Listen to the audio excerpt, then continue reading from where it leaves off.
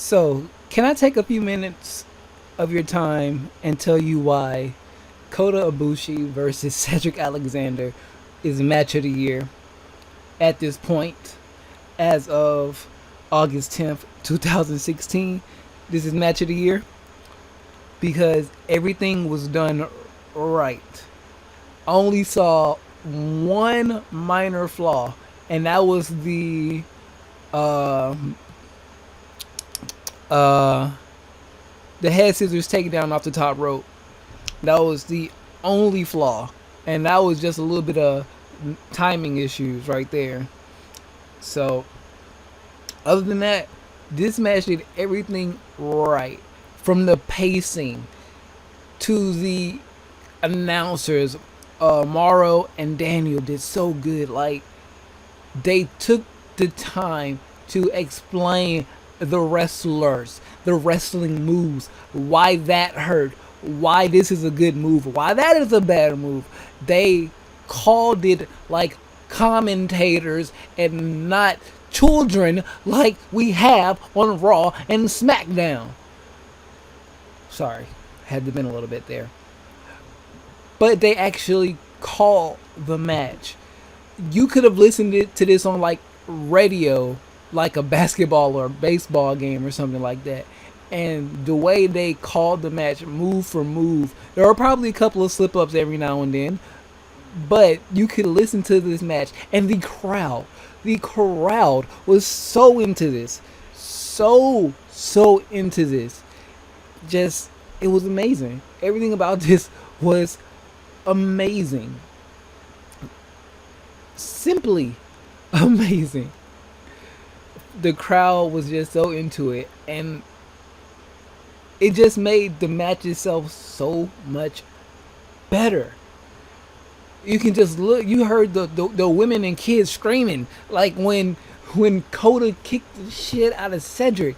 You heard was like, ah! And then when the Cedric kicked the shit out of Kota after Kota kicked out of that beautifully done. God, what was the name of that fucking move? Oh my god, I just had it in my head. But you know what I said? He kicked out of it. And then it was the Insagiri from the Brain Buster. He did that Brain Buster into that kick. I'm like, oh my Jesus. And they sold everything so good. It goes back to the pacing of the match itself.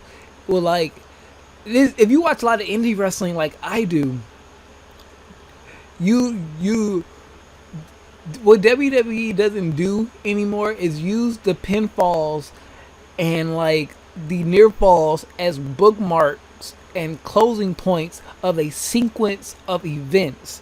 Like, random pinfalls and roll ups don't mean anything if your pinfalls, if they're not taken seriously, if they're not coming after a great series of moves or a big move. If you just, close fall, near fall, close fall, near fall, near fall, close fall. They almost had him there. 2.5. Yeah, if that's every 2 minutes and you don't give the pinfalls meaning, why do we care about the pinfalls? It's like everything was done so right in this match. I haven't even talked about the match itself yet, except for a few moves. It was the opening sequence was just Kota Ibushi and Cedric Alexander feeling each other out. Kota, the crowd favorite, the favorite to win the whole thing, versus Cedric Alexander, I won't say the underdog, but in this match, he is the underdog like shit. So they're playing that up, and Kota is like getting overtaken by the great amateur wrestler that Cedric Alexander is, which probably you didn't know is what's his name? Daniel Bryan didn't bring it up, which is something they don't do enough on Raw and SmackDown. They'll bring up some irrelevant shit or like the SmackDown facts they do now. I love the graphics. I love everything about SmackDown. It's getting better. But the graphics on the little stat card, they don't really give you real facts. Some of the facts are wrong. So you got Daniel Bryan out there telling you about what Kota did, who they beat, and you got Mauro Ronaldo telling you about moves and like calling the match as a match for what it is and respecting what the wrestlers are doing in the ring is just so good. Oh my god. And like you get to the second half of the match, which is mostly, you know, the action part, and they're kicking each other, they're chopping each other, they're suplexing each other, they're flipping over each other and all the good stuff. And but it's done so well, and they work so stiff, like it looked and it sounded so good. Like it can, like the Tajiri Grand Metalik match was a good match, but when they started kicking each other, sometimes you couldn't. I don't know, you know, telling the trade secret, when you do a chop or a kick or, you know, something like that, you like slap the knee or slap the, you know, you slap a body part to give you that sound effect. So I don't know, something was missing with that, but with this match right here, it was good, and I loved the Tajiri Grand Metalik match. That was a really good match. But this is what I was talking about earlier. We're talking about match of the year right now, and everything was done so right. And then you had the turning point in the match where Kota went for his shooting star press, his springboard off the top rope, you know the fucking thing he does, the dive. The springboard dive that he does. He went for that and missed, and then Cerdric went over the top rope and connected, and then Cerdric just started, you know, overpowering Kota for a while. And Kota was trying. Cerdric started talking a little smack, and it was just so... Because I've watched Kota before. I've watched a lot of Kota's matches, and you just know what to expect from Kota. Like, they were talking about the Shinsuke and AJ matches. I've seen those matches. Those are some really, really good matches. And then I know about Cedric Alexander too. I know he dropped away. I know he was heavier. And another side tangent, Apollo, you better step your shit up, because Cedric is taking your spot. Can we just remove Apollo and put Cedric in the match against The Miz? Because I would love to see, like, I would not mind Cedric beating my favorite Miz. Like, my favorite champion right now.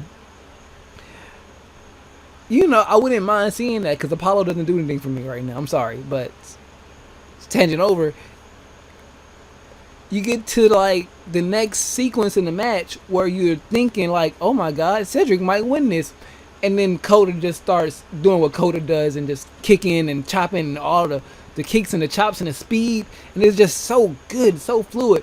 Like, it's like what AJ does with the kick, chop, kick, back elbow stuff. But it's Kota doing it, and it's a little bit faster, and it looks a lot more deadly, because, you know, when somebody's like fast and they're like skinny and pointy, you get that knee and that elbow coming towards you, you don't want to be near that. That shit hurts. I know for a fact. And it's just, you get to the point in the match where I talked about the first one, but the second one, Cedric on the outside, and then Kota goes for we thought he was going to go for the springboard, but nope, he just went for the straight up. He jumped on the top rope and did a moonsault, which was spectacular. Rolled him in the ring. Didn't get the 2 count. Didn't get the 3 count. They started exchanging chops and kicks again, and then there was the drop kick that just sounded nasty somewhere in there, and it was just, everything was just so good, because you get to the point in the match where Cedric went Kota went for something and missed, slung into the ropes, fucking the cleanest insecurity I've seen in a while, the cleanest insecurity by Cedric Alexander, into the brainbuster, kick out by Kota at 2, and Cedric is like, what the fuck did you just do? Kicked him in the face. Tried to get another 2 count. I'm like, damn, game over. Kota is the surprise loss of the tournament. Nope, Kota kicked out. I'm like, what?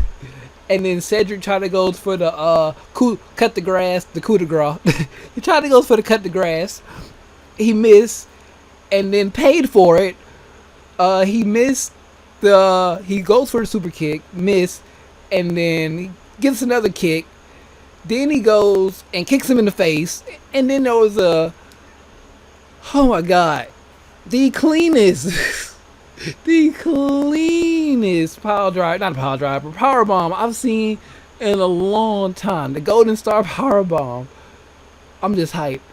And it was just match of the year.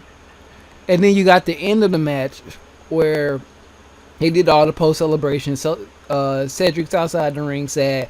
Kota's flipping and shit in the ring, literally. And they cut to the next week promos, and I'm just hyped to see it next week too. It's not going to be as impactful as this week because I think Brian Kendricks was going to lose next week. I forgot who he's fighting. I think he's fighting Tony Nese. I would love to see Brian go to the round 3. That'd be great. I think he might go to Jerry lost. Okay, Brian's going to round 3. So I can't wait to see that. But then after they show all that, we get an emotional moment with Cedric Alexander, soaking in the crowd adulation. The crowd starts chanting, "Please sign Cedric." A wild Triple H appears and says, "Okay," and just walks him to, literally throws him in the back. Actually, he threw him in the back, and I guess we will see Cedric Alexander in NXT pretty soon. Don't be surprised if Cedric Alexander is a cruiserweight champion sooner than you think, because that boy is amazing. The way they sold. Did I talk about the selling? The selling in this match was amazing. Like the first sequence when they were just giving each other arm bars and arm ringers, and it was just so tight. And you know, when they were wrenching it in, they sold that so good. Like Kota and Cedric, like after the first set of pins, and they go into the second sequence. So I like to call it the second sequence. I watch a lot of indie wrestling. I'm sorry. So, and they were just selling the arm. I thought I was watching something from New Japan or RevPro or something like that. I'm like, okay, I see you. But you know, how did you guys feel about this match? In my opinion, so far, this is match of the year. And like I said, I've seen a lot. I've seen a lot of Zack Sabre Jr. stuff. I've seen the Will Ospreay Ricochet match. I've seen AJ Nakamura. I've seen Zayn Nakamura. I've seen Owens and Zayn. I've seen the ladder matches. I've seen the most of the Super Junior tournament. I've seen the Battle of Los Angeles hasn't started yet, I don't think, but I'm gonna be watching that. I've seen a lot. I've seen a lot of wrestling this year. I've seen the takeovers. I've seen it. I've seen it all. But this right here takes the cake. Takes the cake. The only thing was Asuka killing Bayley this year. That might be the only thing that can top that. Is my bae Asuka killing yeah, that was this year. So that might be like my second best moment. Asuka killing Bayley, because Asuka is bae. Anyways, how did you guys feel? How does this match rank to you and all the matches that we got in this year? Whew. Like this is not a lot of reaction because I watched this match like 3 times. As of this going up, I'll probably watch it 5 by the time you're listening to this. But I love this match. I really, really do.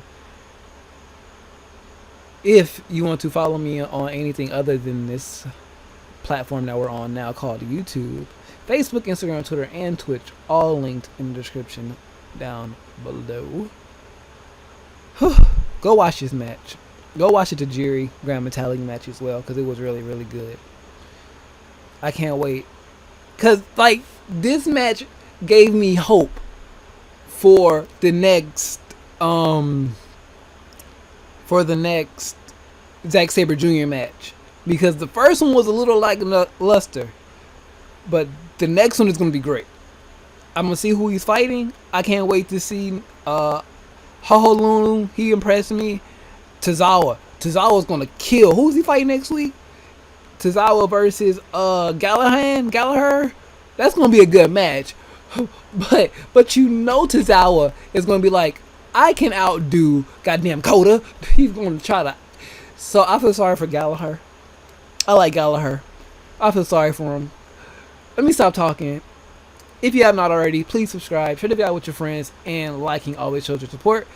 Whew, as always, I am myself, who is Shawn DaGamer, and I am out of here.